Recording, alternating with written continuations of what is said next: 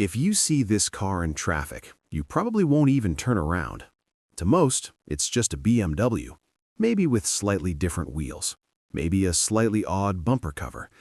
But if you find yourself on a German autobahn and a sedan flies past you at 300 kilometers per hour, no roar, no drama, like a business jet gliding low, know this: you've just seen an Alpina. This isn't a tuning story. This is the story of how an old typewriter became one of the most respected automotive brands in the world, and why Alpina is the choice of those who find the factory M series too loud and even a little vulgar. It all started in the 1960s, and it didn't start with cars. The Bovensiepen family manufactured office equipment. But young Burkhard didn't want to type and balance the books. He wanted his old BMW 1500 to go faster. At the time, any tuning was considered a garage affair, unreliable. If you tampered with the engine, you instantly voided the warranty. It was an immutable law of the industry. But Bovensiepen was a perfectionist to the core. He developed a system with 2 Weber carburetors, and he did it so well, with such engineering meticulousness, that when he showed the result to BMW's bosses, something incredible happened.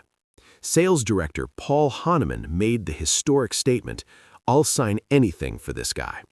In 1964, BMW officially acknowledged that if you installed an Alpina system, your factory warranty was preserved. This was a precedent that changed everything. From that moment on, Alpina ceased to be just a workshop. People often ask, what's the difference then? There's an M series in the world for those who want to scream about their speed, burn tires, and feel every joint of the asphalt in their spine. It's adrenaline. It's sport in its purest form. But Alpina has a different philosophy. It's an Olympic champion wearing a tailored tuxedo. It doesn't need to prove anything at traffic lights. Engineers from the small town of Buchloe take a BMW engine and completely change its character. They installed different turbochargers for endless low-end torque. They reconfigured the suspension, not to make you feel the harshness of the track, but to make the car literally float above the road at any speed.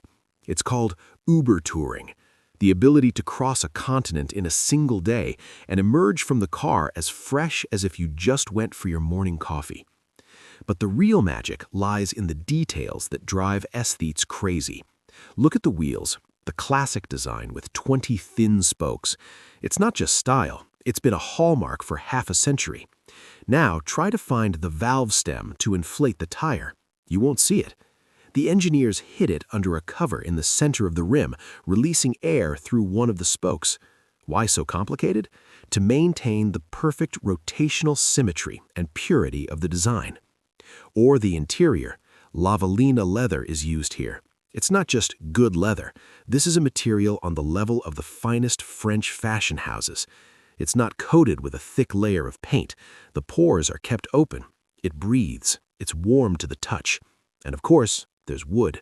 Real wood, hand-varnished, often with an inlaid logo, and a small plaque with the serial number on the ceiling or console, a quiet reminder that your car is one of several hundred, not millions. Alpina has always been an independent automaker. These cars have their own VIN. The BMW factory code is crossed out and a new one is stamped. It was a small family business that dictated its terms to a giant. Now, when the world is changing, when everything is becoming electric and identical, Alpina remains the guardian of its analog soul.